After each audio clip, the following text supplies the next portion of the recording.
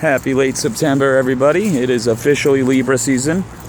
I am out on my nightly commute in Manchester, New Hampshire, headed home. I noticed we have a beautiful, full exalted moon in Taurus. So, I want to talk about moon signs today.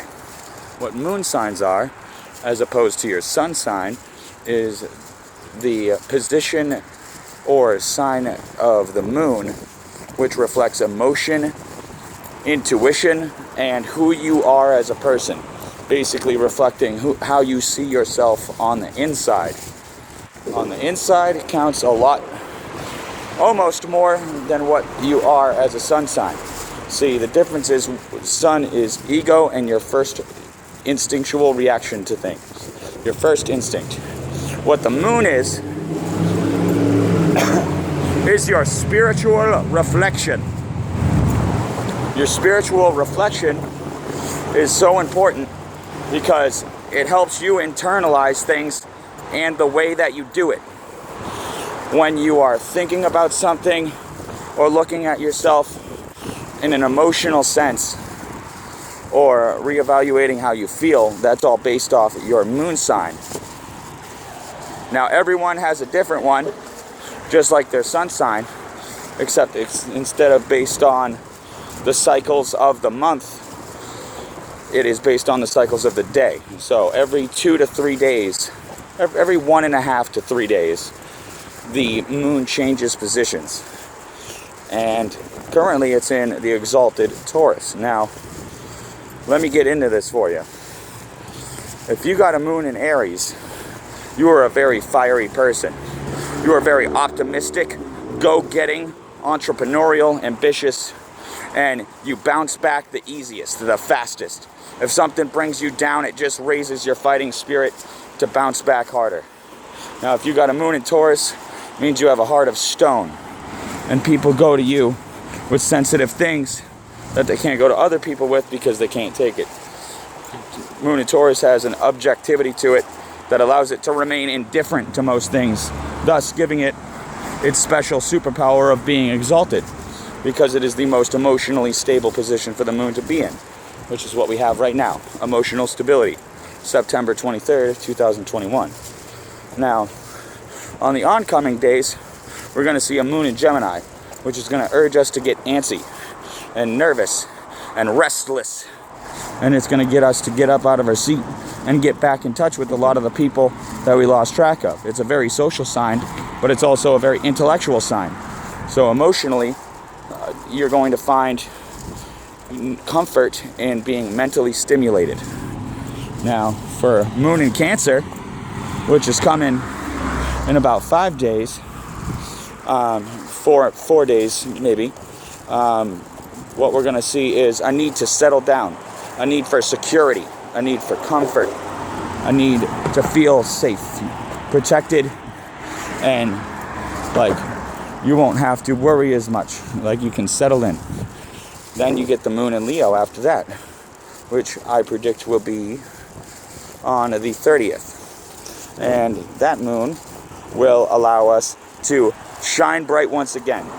People with moon in Leo are very exuberant, meaning they're very expressive and in a pure way. Basically, it lets our sunshine, it lets the sunshine on the inside. Now, remember that Leo is ruled by the sun, and Cancer is ruled by the moon. So people with a sun in Cancer often don't feel comfortable most of the time, and neither do people with moon in Leo, although it has very powerful effects. Moving on, a moon in Virgo feels like they need to correct everything. Like they're always busy picking up people's messes. Like they're the ones that need to come in and put order in this place. And then you got your moon in Libra. Now these people are actually a very mellow breed. So oftentimes they'll get very distressed out about others or people that they have partnerships with. A lot of their friends or their romantic partner often find them to be very stressful because they're constantly worrying. Did I do something wrong? Did I hurt you? And a lot of other times they're very aloof because they're an air sign. So, you know, I like to call them airheads.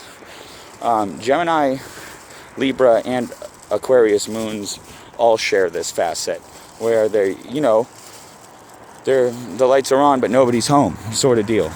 They're always thinking about something else, never really on focus on anything in particular. But the one in Libra specifically focuses on relationships a lot of the time and making sure that their people are okay. Now, moon in Scorpio is the opposite of the moon in Taurus, being exalted. It's known as a detriment.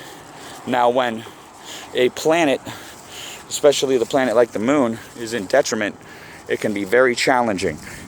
People born with moon in Scorpio often feel very misunderstood and disconnected.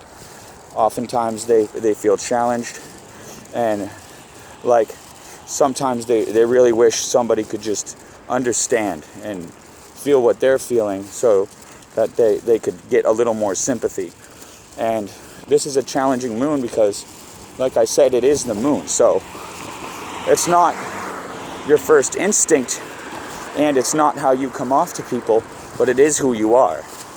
So it can be challenging to deal with the moon in Scorpio. They're very complex, intense, and along with Gemini, Scorpio has a very bad reputation. Well, let me tell you, these people feel very deeply and are loyal to a fault. So although they are quick to anger and they probably freak out a lot, know that that person with moon in Scorpio loves you a whole lot if they're even talking to you. Now, after that, you got moon in Sagittarius. And as you have guessed, if you know astrology and Sagittarius, they are very happy-go-lucky people. They can oftentimes, their flaw is that they are quick to anger, and they can freak out about things that just don't make any sense. And when you ask them why, a lot of times their answer is, I don't know, man, I was just upset. I'm really sorry. Forgive these people, because they are a people who will forgive you. And sometimes it's really nice to have someone to look at it from your perspective when everyone else is mad at you. Take it from an Aries. Now, next moon is Aquarius. It's not the Taurus moon, but even though it's not exalted, it is one of the best moons you can have, because these people are future-sighted. Some people focused on the past, and some people are focused on the present. But these people are almost strictly focused on the future, knowing that they're building the future through the present, and they have left the past far behind. Now, people with moon in Aquarius are very uplifting. They want to innovate and make a regime change. They're very accepting, and oftentimes one of their flaws is they can be kind of condescending, or sometimes they're just wrong and won't listen to anybody. But other than that, it's one of the best moons to have. Now, moon in Pisces is, like all Pisces signs, very mysterious and hard to pin down. Now, people with a moon in Pisces like to reflect. They like to reflect on the past a lot. They're like the opposite of a moon in Aquarius. They think a lot about the past, and they reflect, and they feel very deeply. In fact, they feel the deepest. Originally, the moon was designated to the Pisces and the Cancer.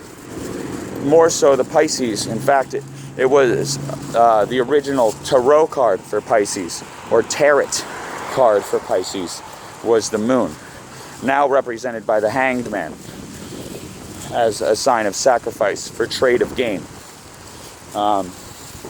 That's been the moons. I'm your local fortune teller, Zachariah Latendra, also known as Karma in the music scene. And I hope I taught you guys something today about astrology.